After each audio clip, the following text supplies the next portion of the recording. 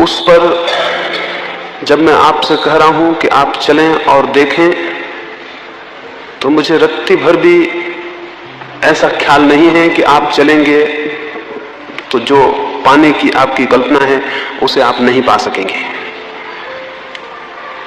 इसलिए ये आश्वासन और विश्वास है कि जिन रास्तों पर मैंने प्रवेश करके देखा है, केवल उनकी ही आपसे बात कर रहा हूं।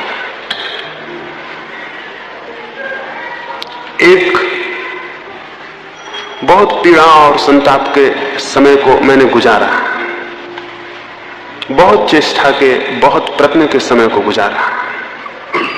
उस समय बहुत कोशिश, बहुत प्रयत्न करता था अंतस प्रवेश के, बहुत रास्तों से, बहुत पद्धतियों से उस तरफ जाने की बड़ी संलग्न चेष्टा की। बहुत पीड़ा के दिन थे और बहुत दुख और परेशानी के दिन थे,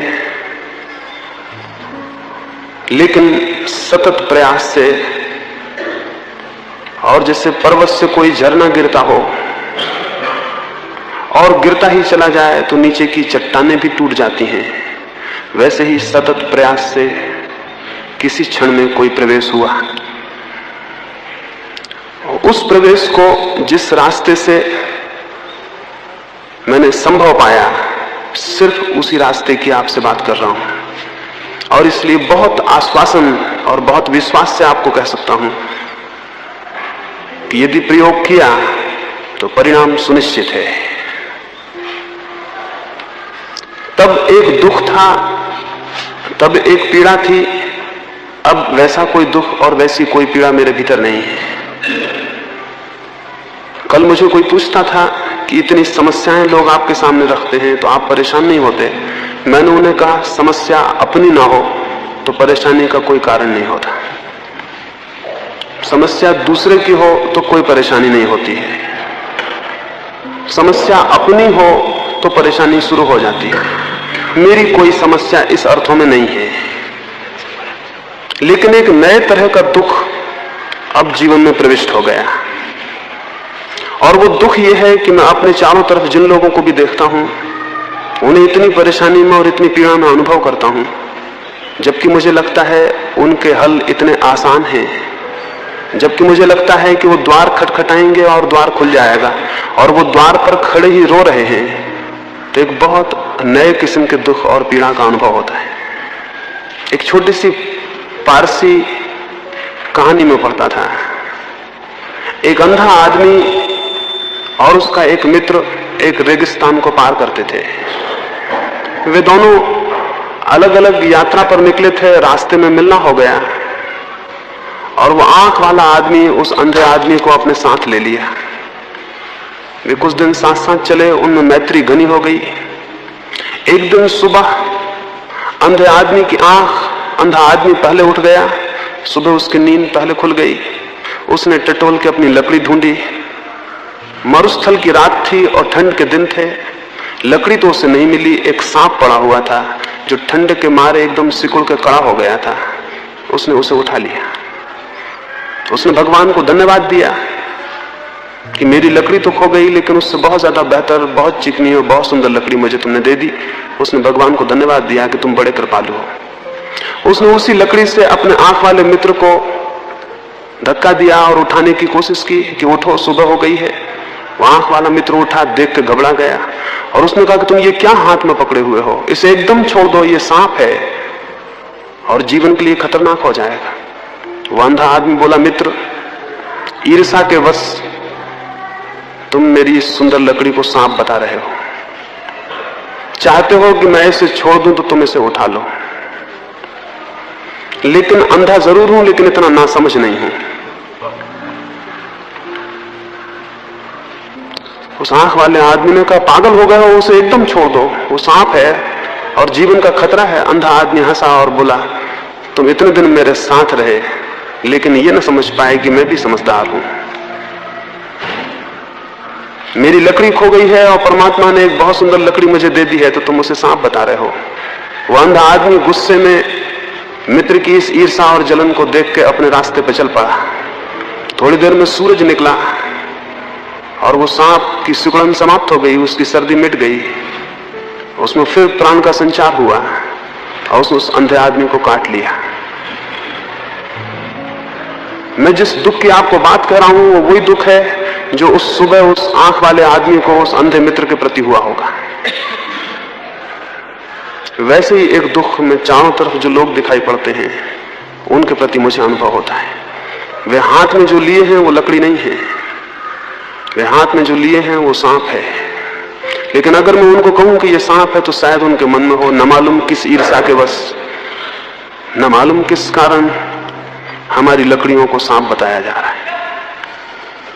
ये मैं किसी और के लिए नहीं कह रहा हूं, ये मैं आपके लिए कह रहा हूं।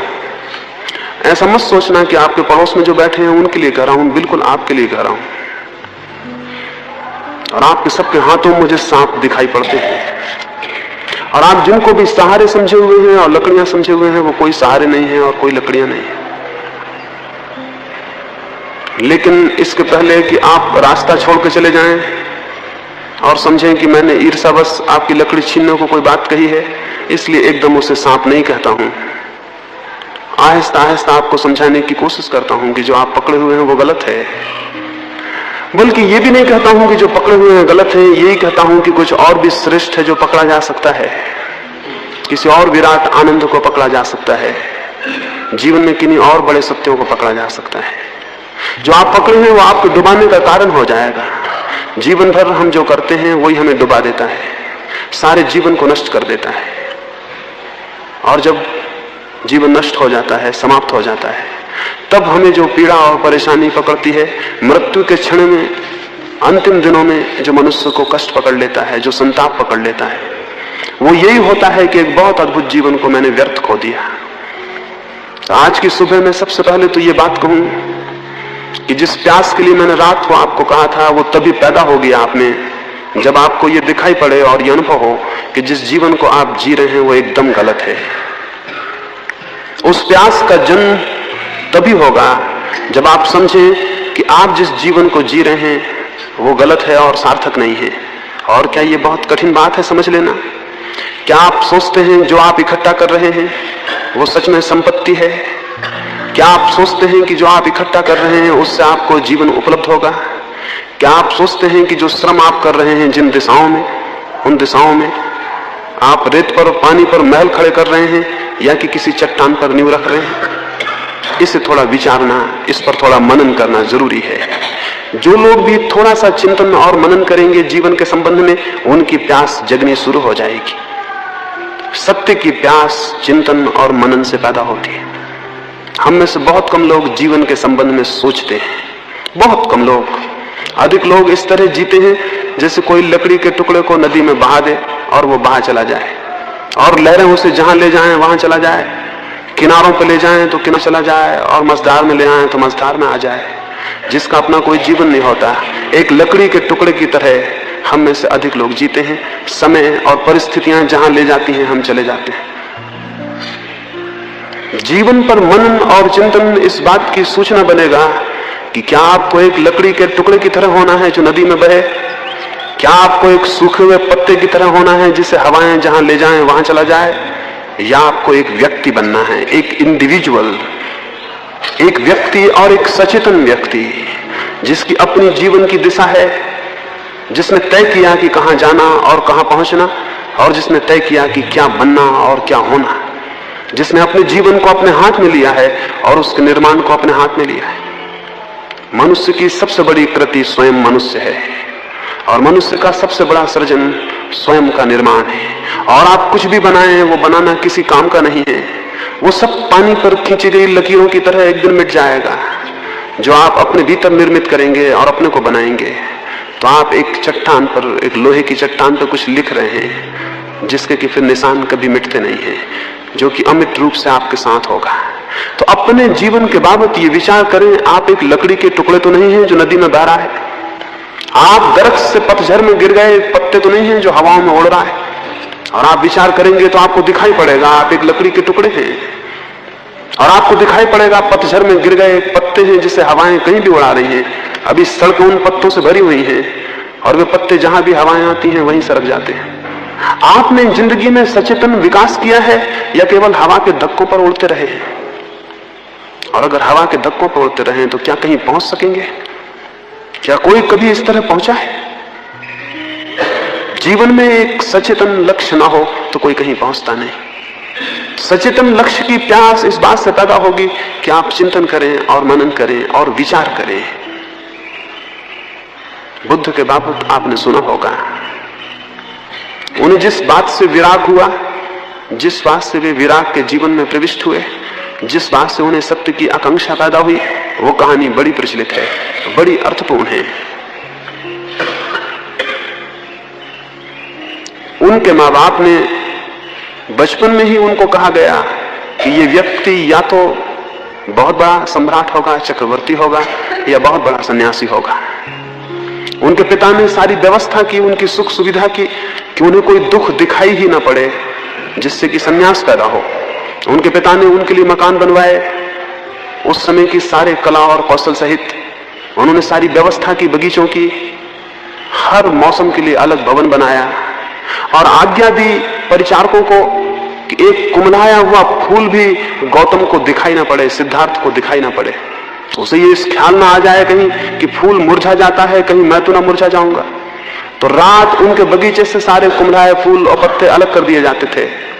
जो दरख्त थोड़े भी कमजोर हो जाते वो उखाड़ के अलग कर दिए जाते थे। उनके आसपास युवक और युवतियां इकट्ठी थीं, कोई वृद्ध नहीं प्रवेश पाता था। कहीं सिद्धार्थ को ये विचार ना उठाए कि लोग बूढ़े हो जाते हैं, कहीं मैं तो बूढ़ा ना हो जाऊंगा। जब तक वे युवा हुए उन्हें पता नहीं था कि मृत्यु भी होती है। उन तक कोई खबर मृत्यु की नहीं पहुंचाई जाती थी। उनके गांव में लोग मरते भी हैं, इससे उन्हें बिल्कुल अपरिचित रखा गया। कहीं उन्हें ये चिंतन पैदा ना हो जाए कि लोग मरते हैं तो मैं भी तो नहीं मर जाऊंगा। मैं चिंतन का मतलब समझा रहा हूं। चिंतन का मतलब यह है कि चारों तरफ जो घटित हो रहा है उस पर विचार करिए।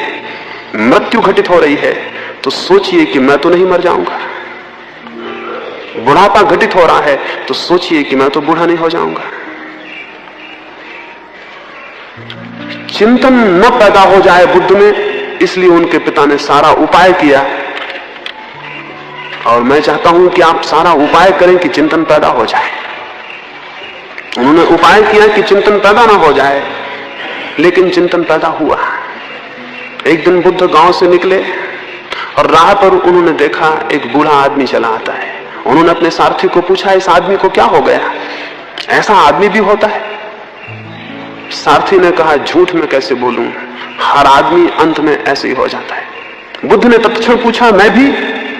उस सारथी ने कहा, भगवान झूठ में कैसे कहूं, कोई भी अपवाद नहीं है।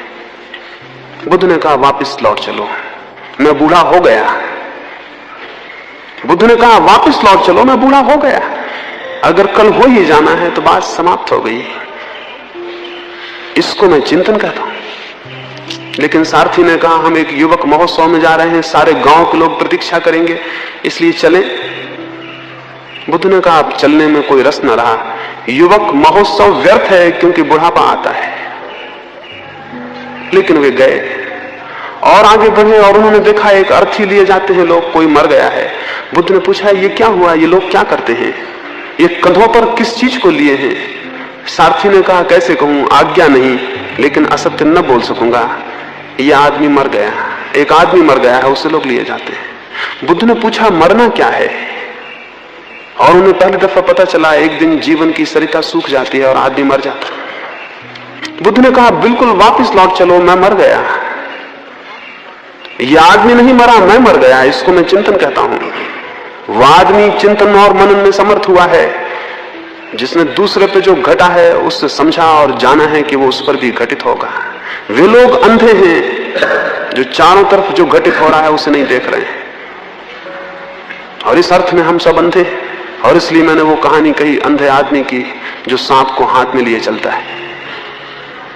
इसलिए आपको पहला जो बहुत महत्वपूर्ण है वो ये कि आंख खोल के चारों तरफ देखिए क्या घटित हो रहा है, और उस घटित होने से चिंतन पैदा होगा, मनन पैदा होगा, और वो मनन प्यास देगा और किसी विराट सत्य को जानने की। ये इस पीड़ा को बहुत मैंने अनुभव किया। वो पीड़ा गई और उसके जाने में जिन सीढ़ियों को मुझे दिखाई पड़ना शुरू हुआ, उन सीढ़ियों में पहली सीढ़ी की आज मैं चर्चा करूंगा। ऐसा मुझे दिखाई पड़ता है कि परम जीवन या परमात्मा या आत्मा या सत्य को पाने के लिए दो बातें जरूरी हैं। एक बात तो जरूरी है जो परिधि की जरूरत है, समझे, साधना की परिधि। और एक बात जरूरी है जिसको हम कहेंगे साधना का केंद्र। साधना की परिधि और साधना का केंद्र, या साधना का शरीर और साधना की आत्मा। साधना की परिधि पर आज मैं चर्चा करूंगा, और कल साधना की आत्मा पर या साधना के केंद्र पर, और परसों साधना के परिणाम पर। ये तीन ही बातें हैं, साधना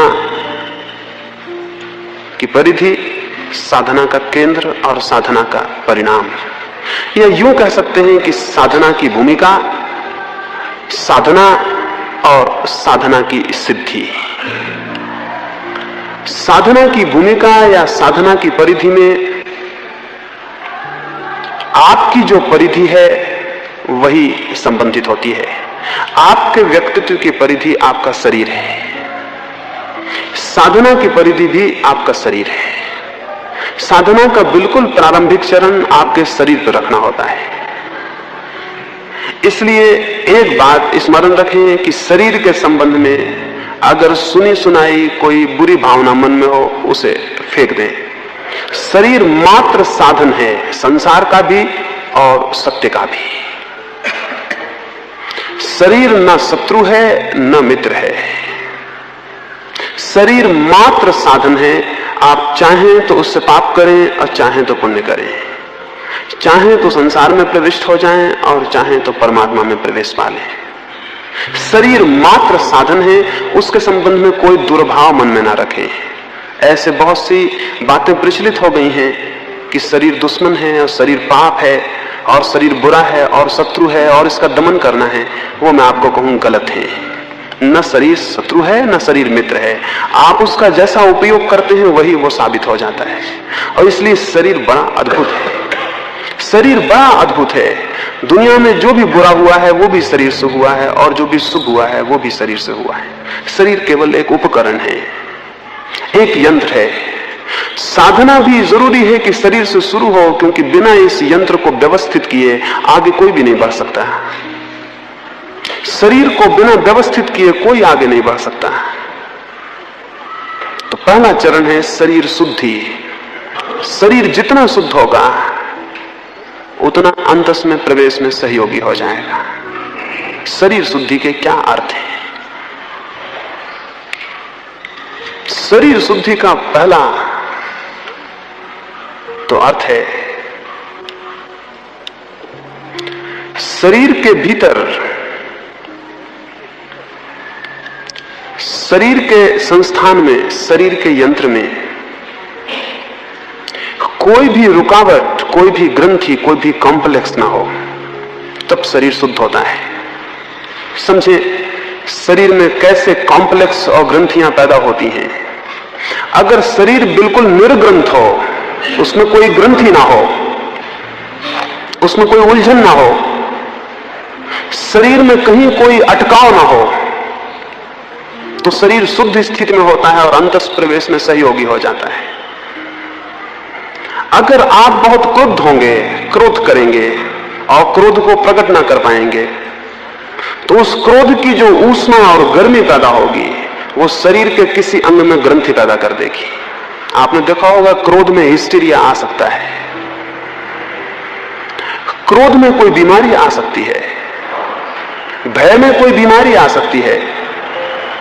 अभी जो सारे प्रयोग चलते हैं स्वास्थ्य के ऊपर, उनसे ज्ञात होता है कि 100 बीमारियों में कोई 50 बीमारियां शरीर में नहीं होती, मन में होती हैं, लेकिन मन की बीमारियां शरीर में ग्रंथि पैदा कर देती हैं। और शरीर में अगर ग्रंथियां पैदा हो जाएं, शरीर में अगर गांठें पैदा हो जाएं, तो शरीर का संस्थान जकड़ जाता है और अशुद्ध हो जाता है। तो शरीर शुद्धि के लिए सारे योग ने, सारे धर्मों ने बड़े अद्भुत और क्रांतिकारी प्रयोग किए हैं। और उन प्रयोगों को थोड़ा समझना जरूरी है। और अगर अपने शरीर पर आप करते हैं तो आप थोड़े ही दिनों में हैरान हो जाएंगे, ये शरीर तो बड़ी अद्भुत जगह है, बड़ी अद्भुत बात है। और तब ये आपको शत्रु ना मालूम होगा बल्कि मंदिर मालूम होगा जिसके भीतर परमात्मा विराजमान है। तब ये दुश्मन नहीं मालूम होगा, ये बड़ा साथी मालूम होगा और आप इसके प्रति अनुग्रहित होंगे, क्योंकि शरीर आपका नहीं है, पदार्थ से बना है। आप भिन्न हैं और शरीर भिन्न है, फिर भी आप इसका अद्भुत उपयोग कर सकते हैं।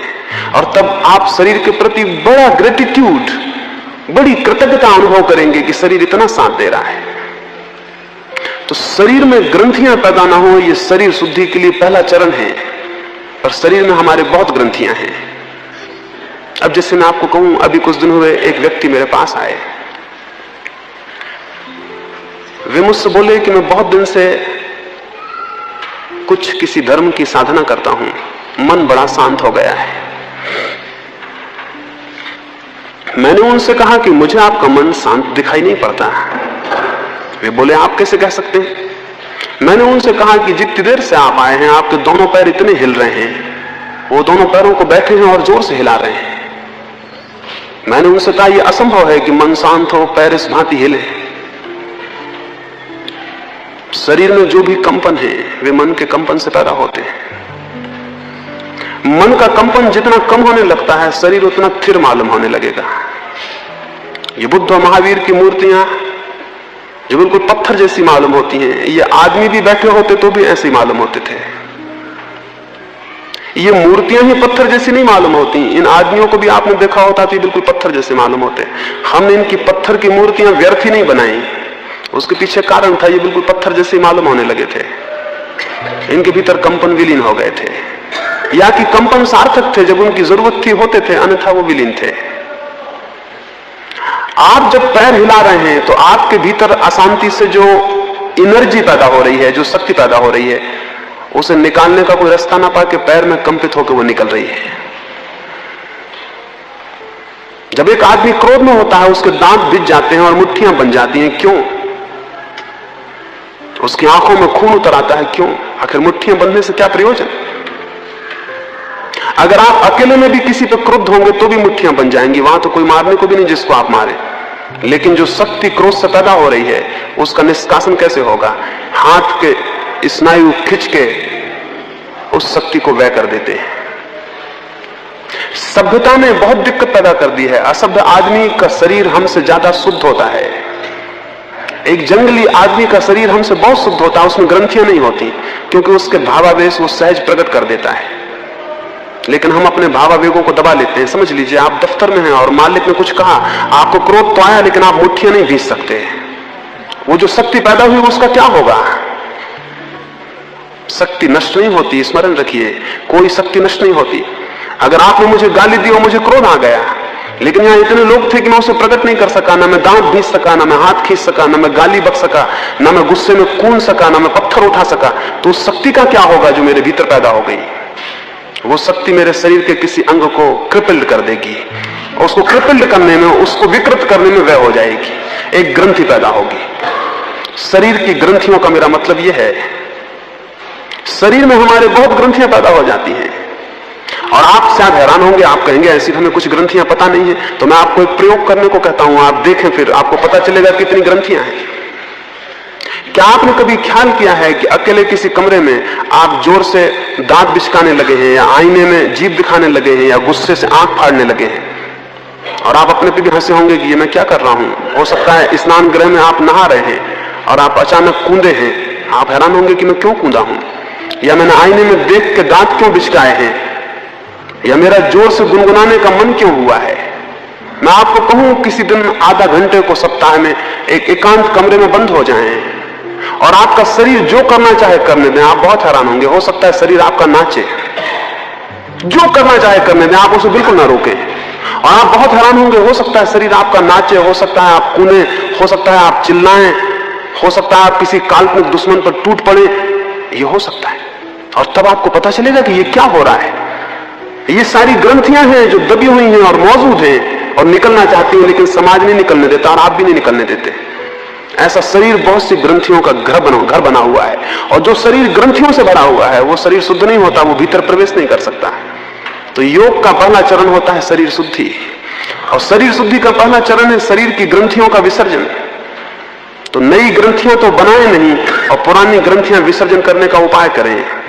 और उसके उपाय के लिए जरूरी है कि महीने में 1 बार 2 बार अकेले कमरे में बंद हो जाएं और शरीर जैसा करना चाहे करने दें।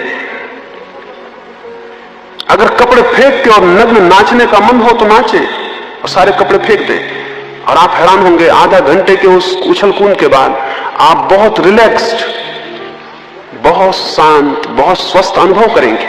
ये बात बहुत अजीब लगेगी, लेकिन आप बहुत शांत अनुभव करेंगे और आपको बहुत हैरानी होगी कि ये शांति कैसे आ गई। आप जो व्यायाम करते हैं या घूमने चले जाते हैं, उसके बाद जो आपको हल्कापन लगता है, उसका कारण क्या है? उसका कारण यह है कि बहुत सी ग्रंथियां उसमें विसर्जित होती हैं। आपको पता है आपका लड़ने का जो मन होता है, लोगों से उलझने का जो मन होता है, उसका कारण क्या है? आपके भीतर बहुत सी शक्तियां ग्रंथियों की तरह मौजूद है, वो विसर्जित होना चाहती हैं। इसलिए आप बिल्कुल उत्सुक होते हैं कि कोई मिल जाए और कुछ हो जाए। जब युद्ध का समय आता है, पिछले 2 महायुद्ध हुए, उन महायुद्धों में आप जो सुबह से अखबार पढ़ते हैं बहुत उत्सुकता से, और सारी दुनिया में बड़ी खूबियों की बातें घटित होती हैं। युद्ध के समय 2 बातें घटित हुई। दुनिया में आत्महत्याएं एकदम कम हो गई थी, आपको शायद पता नहीं होगा। पिछला महायुद्ध हुआ, उसके पहले पहला महायुद्ध हुआ। मनोवैज्ञानिक बहुत हैरान हुए कि आत्महत्याएं कम क्यों हो गई, एकदम आत्महत्याएं कम हो गई। जब तक युद्ध चला आत्महत्याएं नहीं हुई, सारी दुनिया में उनका अनुपात एकदम गिर गया। इसका कारण क्या था? और मनोवैज्ञानिक बहुत परेशान हुए। उन दोनों खून भी नहीं हुए, आत्महत्याएं भी नहीं हुई, और एक बड़ी बात हुई, मानसिक बीमारों की संख्या कम रही युद्ध के समय में। तो अंततः यह समझ में आया कि युद्ध की जो खबरें थी, जो जोश खरोश था, उसमें मनुष्य की बहुत सी ग्रंथियां विसर्जित हुई, और उतनी ग्रंथियों ने उसको बचाया। जैसे कि युद्ध की खबरें आप सुनते हैं तो आप किसी न किसी तरह उसमें संलग्न हो जाते हैं। आपका क्रोध, समझ लीजिए आप गुस्से में आ गए हैं। अगर आप हिटलर के प्रति गुस्से में आ गए हैं तो लोग हिटलर की मूर्ति बना के जला देंगे, नारे लगाएंगे, चिल्लाएंगे, घर में बैठ के हिटलर को गालियां देंगे। काल्पनिक दुश्मन हिटलर तो मौजूद नहीं है आपके सामने, और उसमें आपके बहुत सी ग्रंथियां विसर्जित होंगी, और उसका परिणाम यह होगा कि आपको मानसिक स्वास्थ्य मिलेगा। इसलिए आप हैरान होंगे, हम चाहते हैं कि युद्ध ना हो, लेकिन भीतर से हमारा कोई मन चाहता है कि युद्ध हो। युद्ध के वक्त लोग काफी खुश नजर आते हैं, हालांकि खतरा बहुत उपद्रव का होता है, लेकिन लोग खुश नजर आते हैं। अभी हिंदुस्तान पे चीन का हमला हुआ, आप में एकदम से जो शक्ति का संचार हुआ था, आप समझते हैं उसका कारण क्या था? उसका कारण था आपकी बहुत सी ग्रंथियां जो शरीर में बंधी थी, वो उस गुस्से में निकली और आप हल्के हुए। और जब तक दुनिया में ऐसे लोग हैं जिनके शरीर अशुद्ध हैं, तब तक युद्ध से नहीं बचा जा सकता। युद्ध तब समाप्त होंगे जब लोगों के शरीर इतने शुद्ध होंगे, उनके पास कोई ग्रंथियां युद्ध में विसर्जित करने को नहीं होंगी। आपको मैं ये कह रहा हूं, ये बहुत अजीब सा लगेगा, लेकिन जब तक लोगों के शरीर शुद्ध स्थिति में नहीं है, दुनिया से युद्ध बंद नहीं हो सकते। कोई कितनी कोशिश करे, युद्ध का मजा रहेगा। आपको भी लड़ने में मजा आता है, इससे जरा विचार करना। आपको लड़ने में मजा आता है। वो लड़ाई चाहे किसी तल की हो, चाहे श्वेतांबर दिगंबर जैन से लड़ता हो, और चाहे हिंदू मुसलमान से लड़ता हो, वो लड़ाई का कोई तल हो, आप हैरान होंगे। आप देखते हैं कि एक एक छोटा धर्म बनता है, उसमें 20-20 संप्रदाय बन जाते हैं, फिर एक एक संप्रदाय में छोटे छोटे संप्रदाय बन जाते हैं। क्या कारण है? लोगों के शरीर अशुद्ध हैं और ग्रंथियों से भरे हैं, और उनको लड़ने के लिए कोई भी बहाना चाहिए। वो कोई छोटा सा बहाना लेंगे और लड़ेंगे, और लड़ने से उनको राहत मिलेगी, उनको हल्का बनाएगा। तो शरीर शुद्धि प्राथमिक चरण है साधना का। तो आपके लिए मैं 2 बातें कहता हूं। पुरानी जो ग्रंथियां हैं उनको विसर्जित करने का तो उपाय यह है कि आप एकांत में बिल्कुल जंगली हो जाएं, छोड़ दें सारा ख्याल, कमरा बंद कर लें, और एक एक सारी परतें जो आपने जबरदस्ती अपने ऊपर लाद रखी हैं वो सब छोड़ दें, और फिर होने दें शरीर क्या करता है उसे देखें आप। वो नाचता है, कूदता है, गिर के पड़ा रह जाता है, घूंसे तानता है, किसी काल्पनिक दुश्मन को मारता है, छुरी मारता है, गोली चलाता है, क्या करता है उसे देखें और चुपचाप उसे करने दें। आप 1-2 महीने के प्रयोग में बहुत हैरान हो जाएंगे। आप पाएंगे आपके शरीर ने एक अद्भुत सरलता, सात्विकता और शुद्धि को उपलब्ध किया है। उसका विसर्जन होगा, पुरानी ग्रंथियों की निर्जरा होगी। जो पुराने साधक जंगलों में चले जाते थे और एकांत पसंद करते थे और नहीं चाहते थे भीड़ में आए, उसका कुल सबसे बड़े कारणों में एक कारण यह भी था उन एकांत में आपको पता नहीं महावीर ने क्या किया, आपको पता नहीं बुद्ध ने क्या किया, आपको पता नहीं मोहम्मद ने क्या किया, कोई किताबें नहीं कहती कि उन्होंने क्या किया। उन पहाड़ों पर जब वो थे तो वो क्या कर रहे थे। मैं आपको कहता हूं कि ये हो नहीं सकता कि उन्होंने ये ना किया हो, कि उन्होंने शरीर की ग्रंथियां विसर्जित ना की हो। महावीर को तो हम निर्ग्रंथ कहते हैं, और उसका मैं जो अर्थ करता हूं यही करता हूं। सारी ग्रंथियां छीन जिसकी हो गई, और सारी ग्रंथियों का प्रारंभिक चरण शरीर है। तो शरीर की ग्रंथियां जो पीछे पकड़ी हैं उनको विसर्जित करना आपको पहले अजीब सा लगेगा।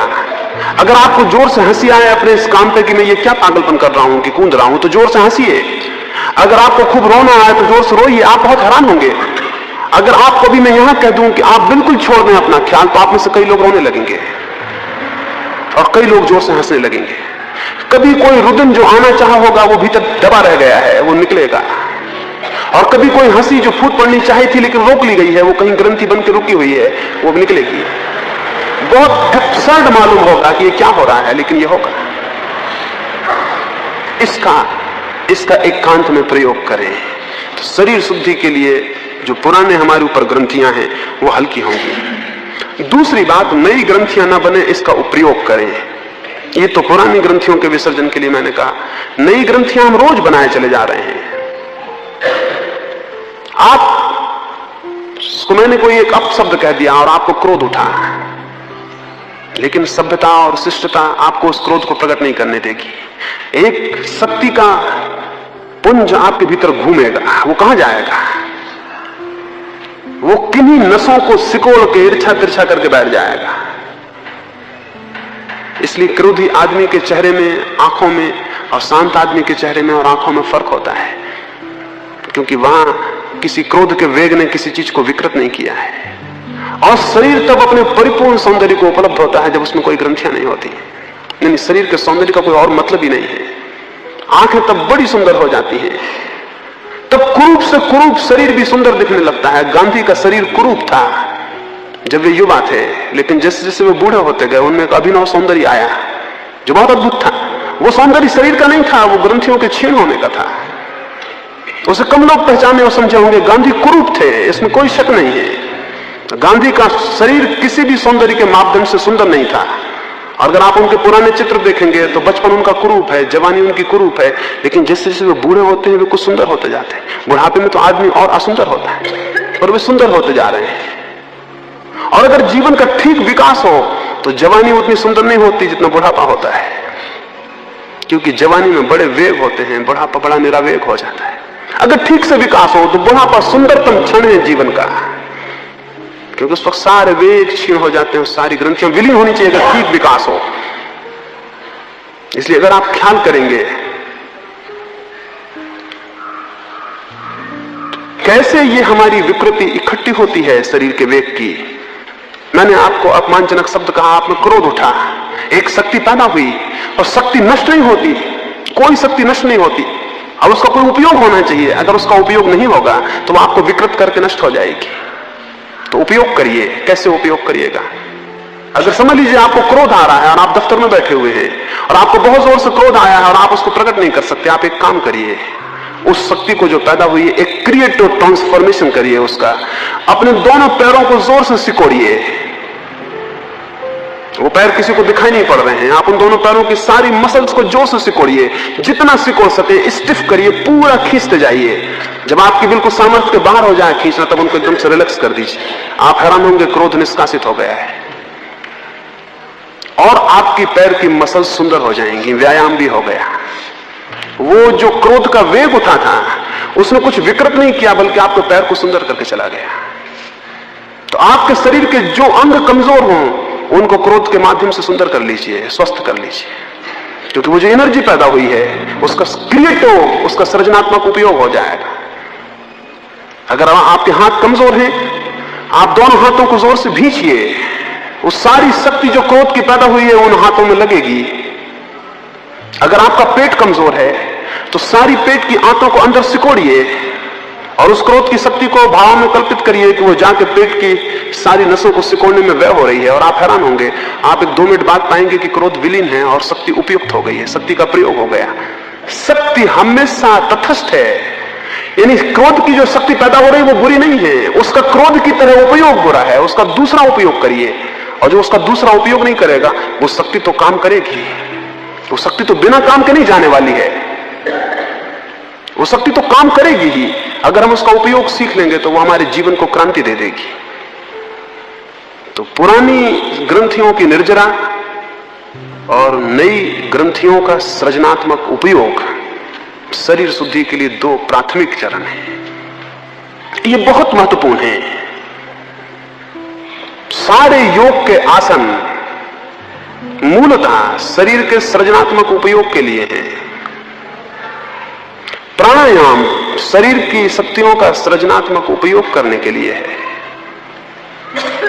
जो व्यक्ति अपने शरीर की शक्तियों का सृजनात्मक उपयोग नहीं करेगा, वे शक्तियां जो कि वरदान हो सकती थी उसके लिए अभिशाप हो जाएंगी। हम सब अपनी ही शक्तियों से पीड़ित हैं। अगर आप समझें, हम सब अपनी ही शक्तियों से पीड़ित हैं, यानी हमारा दुर्भाग्य है कि हमारे पास शक्तियां हैं। जीसस क्राइस्ट के जीवन में एक उल्लेख है, वो एक गांव से निकले। उन्होंने एक आदमी को एक छत पर जोर से गालियां बकते, अश्लील बातें बकते हुए देखा। वे सीढ़ियां चढ़ के उसके पास गए और उन्होंने उससे कहा कि मेरे मित्र, ये तुम क्या कर रहे हो और अपने जीवन को इस अश्लील बकवास में क्यों खर्च कर रहे हो? प्रतीत होता है तुमने शराब पी ली है। उस आदमी ने आंख खोली, उसने ईसा को पहचाना, उसने उठ के ईसा के हाथ जोड़े और उसने कहा कि मेरे प्रभु, मैं तो बिल्कुल बीमार था, मैं तो बिल्कुल मरणासन्न था, तुमने अपने आशीर्वाद से मुझे ठीक कर दिया था, क्या तुम भूल गए? और अब मैं परिपूर्ण स्वस्थ हूं, लेकिन इस स्वास्थ्य का क्या करूं? तो शराब पी लेते हैं। ईसा बहुत हैरान हुए, उसने कहा कि अब मैं परिपूर्ण स्वस्थ हूं, इस स्वास्थ्य का क्या करूं? तो अब शराब पी लेते हैं, जो बनता है वो करते। ईसा बहुत दुखी नीचे उतरे। वो गांव में अंदर गए तो एक आदमी को उन्होंने एक वेश्या के पीछे भागते हुए देखा, तो उन्होंने उसे रोका। उन्होंने कहा कि मित्र, अपनी आंखों का ये क्या उपयोग कर रहे हो? उसने ईसा को पहचाना और उसने कहा, आप भूल गए, मैं तो अंधा था, आपने हाथ रख के मेरी आंखें एक दफा ठीक कर दी थी, अब इन आंखों का क्या करूं? ईसा बहुत दुखी मन उस गांव से वापस लौटते थे। एक आदमी गांव के बाहर छाती पीट कर रो रहा था। ईसा ने उसके माथे सिर पे हाथ रखा और कहा कि क्यों रो रहे हो? जीवन में बहुत आनंद है, जीवन रोने के लिए नहीं। उसने ईसा को पहचाना, उसने कहा, भूल गए, मैं मर गया था और कब्र में लोग मुझे ले जा रहे थे, तुमने अपने जादू से मुझे जिंदा कर दिया था, अब इस जीवन का मैं क्या करूं? ये कहानी बिल्कुल काल्पनिक को झूठी सी मालूम होती है, लेकिन हम क्या कर रहे हैं? हम इस जीवन का क्या कर रहे हैं? हमारे पास जीवन में जो भी शक्तियां मिली हैं, उन सब से हम स्वयं अपना डिस्ट्रक्शन, उनसे हम स्वयं अपना विनाश कर रहे हैं। जीवन के दो ही रास्ते हैं, जो शक्तियां आपके शरीर और मन में हैं, उनका विनाश कर लें, यही नरक का रास्ता है। और जो शक्तियां और ऊर्जाएं, जो एनर्जीज आपके भीतर हैं, उनका सृजनात्मक उपयोग कर लें, यही स्वर्ग का रास्ता है। सृजन स्वर्ग है और विनाश नरक है। अपनी शक्तियों का जो सृजनात्मक, सारी शक्तियों का सृजनात्मक उपयोग कर ले, उसने स्वर्ग की तरफ चरण रखने शुरू कर दिए। और जो अपनी शक्तियों का विनाशात्मक उपयोग कर ले, वो नरक की तरफ जा रहा है, और कोई मतलब नहीं है। आप अपने से पूछें, आप क्या कर रहे हैं? जब एक आदमी क्रोध से भरता है तो आप समझते हैं कितनी शक्ति, कितनी डायनेमिक फोर्स उसमें पैदा होती है। क्या आपको पता है एक कमजोर आदमी भी क्रोध में आकर एक ऐसी चट्टान उठा सकता है जो कि उसने कभी शांत क्षणों में उठाने की कल्पना नहीं कर सकता था? क्या आपको पता है एक क्रुद्ध आदमी अपने से बहुत बलिष्ठ शांत आदमी को क्षणों में परास्त कर सकता है?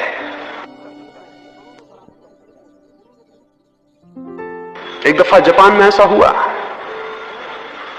वहां एक वर्ग होता है समुराई, वहां के छत्री हैं, वो उनका धंधा तलवार है और जीवन मरना वही उनका शौक है। एक समुराई बहुत बड़ा सैनिक था, बहुत बड़ा सेनापति था। उसकी पत्नी से उसके घर में जो नौकर था उसका प्रेम हो गया। वहां यह रिवाज था कि अगर किसी की पत्नी से किसी का प्रेम हो जाए तो वो उसके लिए एक द्वंद्व युद्ध के लिए ललकारे। तो दो में से एक मर जाएंगे, जो शेष रहेगा वो पत्नी से उससे विवाह हो जाएगा या वो पत्नी उसकी होगी। उसके नौकर का समुराई एक बहुत बड़े सेनापति की पत्नी से प्रेम हो गया। उस सेनापति ने कहा, पागल, अब द्वंद्व युद्ध के सिवा कोई रास्ता नहीं है, अब हम लड़ेंगे, अब तू कल तलवार लेके सुबह आ जा। वो तो बड़ा घबराया, वो तो तलवार का मास्टर था, वो तो अद्भुत कुशल आदमी था जो मालिक था। ये बेचारा नौकर घर में झाड़ू बुहारी लगाता था, ये क्या तलवार ले, इसने कभी तलवार छुई नहीं थी। इसने उससे कहा कि मैं कैसे तलवार उठाऊंगा, लेकिन उसने कहा इसके सिवाय कोई रास्ता नहीं है, रास्ता यही है कि तुम कल तलवार लेके आ जाओ। वो घर गया, उसने रात भर सोचा, इसके सिवाय कोई रास्ता ही नहीं था। उसने सुबह तलवार उठाई, उसने कभी इसके पहले जिंदगी में तलवार नहीं उठाई थी। उसने सुबह तलवार उठाई, वो तलवार लेके पहुंचा। लोग देख के दंग रह गए, वो तो जैसे आग का अंगारा था जब वो तलवार लेके वहां पहुंचा। वो सेनापति थोड़ा घबराया और उसने पूछा कि तुम तलवार उठाना भी जानते हो? वो बिल्कुल गलत ही पकड़े हुए था। उसने कहा कोई सवाल नहीं, अब मरना ही है, और मरना ही है तो मारने की कोशिश करेंगे। तो मरना तय है, अब एक मारने की कोशिश करेंगे। और वो बड़ा अजीब द्वंद्व युद्ध हुआ, उसमें सेनापति मारा गया और वो नौकर जीता। उसमें इस वजह से क्या मरना ही है और कोई रास्ता नहीं है, अद्भुत ऊर्जा और शक्ति पैदा हुई। वो तलवार चलाना बिल्कुल नहीं जानता था, उसने बिल्कुल ही गलत वार किए, बिल्कुल ही गलत, जो कि उसके ही विपरीत थे। लेकिन उसके वार देख के, उसके क्रोध को और उसकी स्थिति को देख के सेनापति पीछे हटने लगा। उसकी सारी कुशलता व्यर्थ हो गई, क्योंकि वो बिल्कुल शांत लड़ रहा था, उससे कोई खास बात नहीं थी, उसके लिए लड़ाई बिल्कुल साधारण सी बात थी। वो पीछे हटने लगा और उस ऊर्जा में उसकी मृत्यु हुई, उसे मरना पड़ा। और वो आदमी जीता जो कि बिल्कुल ही नासमझ था, जो उस कला को भी नहीं जानता था। क्रोध में या ऐसे किसी भी वेग में आपके भीतर बहुत शक्ति उत्पन्न होती है। आपके सारे कण, आपके शरीर में जितने लिविंग सेल्स हैं, जितने जीवित कोष्ठ हैं, वो सब के सब अपनी शक्ति का दान करते हैं। और आपके शरीर में बहुत से संरक्षित कोष हैं शक्ति के, वे हमेशा सुरक्षा के लिए सेफ्टी मेजर्स हैं, वे सामान्यतः काम में नहीं आते। अगर आपको हम कहें दौड़िए प्रतियोगिता में, आप कितने ही तेज दौड़िए, आप उतने तेज कभी नहीं दौड़ सकते जितना एक आदमी आपके पीछे बंदूक लेके लगाओ, तब आप दौड़ेंगे। तो सवाल यह है कि आप अपनी चेष्टा से बहुत दौड़े प्रतियोगिता में, लेकिन आप उतने कभी नहीं दौड़ सकते जब एक आदमी बंदूक लेके लगाओ। उस वक्त जो सेफ्टी मेजर्स हैं आपके भीतर, आपके शरीर में जो ग्रंथियां शक्ति को रखे हुए हैं जरूरत के लिए, वे अपनी शक्ति को खून में छोड़ देती हैं। उस वक्त आपका शरीर बड़ी शक्ति से आप्लावित हो जाता है। अगर उस शक्ति का उपयोग सृजनात्मक ना हो तो वो शक्ति आपको ही खंडित करेगी और आपको ही तोड़ देगी। इस दुनिया में अशक्त लोग पाप नहीं करते, शक्तिशाली लोग पाप करते हैं, और मजबूरी में उनकी शक्ति उन्हें पाप करवाती है। इस दुनिया में अशक्त लोग बुरे काम नहीं करते, इस दुनिया में शक्तिशाली लोग बुरे काम करने को मजबूर हो जाते हैं, क्योंकि शक्ति का सृजनात्मक उपयोग उन्हें पता नहीं है। इसलिए जितने अपराधी हैं, जितने पापी हैं, उन्हें आप शक्ति का स्रोत समझिए, और अगर उन्हें संपर्क मिल जाए तो उनकी सारी शक्तियां अद्भुत रूप से परिवर्तित हो जाती हैं। इसलिए आपको पता होगा, धार्मिक इतिहास में ऐसे सैकड़ों उदाहरण हैं जबकि पापी क्षण भर में पुण्यात्मा हो गए हैं। और उसका कुल कारण इतना है कि शक्तियां बहुत थी, केवल ट्रांसफॉर्मेशन की बात थी, एक जादू का संपर्क चाहिए था, सब बदल जाएगा। अंगुलीमाल ने इतनी हत्याएं की, उसने 1000 लोगों की हत्या करने का व्रत लिया था, उसने 999 लोगों की हत्या करके माला पहन ली थी। उसे आखिरी आदमी चाहिए था। जिस जगह खबर हो जाती थी कि अंगुलीमाल है, वहां रास्ते निर्जन हो जाते थे, क्योंकि वहां कौन चलता, वो तो देखते नहीं था, विचार ही नहीं करता था, जो आया उसकी हत्या करता था। खुद बादशाह प्रसेनजीत जो था बिहार का, वो डरता था, उसकी छाती कब जाती थी अंगुलीमाल का नाम सुन के। उसने बड़े सैनिक वहां भेजे, लेकिन अंगुलीमाल का कोई कब्जा नहीं हुआ।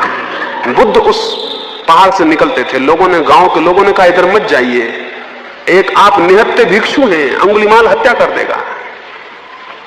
बुद्ध ने कहा हम तो जो रास्ता चुनते हैं उस पे चलते हैं और किसी की वजह से उसको नहीं बदलते। और अगर अंगुलीमाल यहां है तो हमारी और भी जरूरत हो गई कि हम वहां जाएं। अब देखना यह है कि अंगुलीमाल हमें मारता है या हम अंगुलीमाल को मार दें। तो लोगों ने कहा बड़ी पागलपन की बात है, आपके पास कुछ भी नहीं है, आप अंगुलीमाल को मारिएगा। निहत्थे कमजोर बुद्ध, अंगुलीमाल बड़ा बिल्कुल दैत्य जैसा आदमी। बुद्ध ने कहा आप देखना यह है कि अंगुलीमाल बुद्ध को मारता है या बुद्ध अंगुलीमाल को मारता है, और हम तो जो रास्ता चुनते हैं उस पर चलते हैं। और ये और भी सौभाग्य के अंगुलीमाल से मिलना हो जाए। अनायास ये मौका आ गया, बुद्ध वहां गए।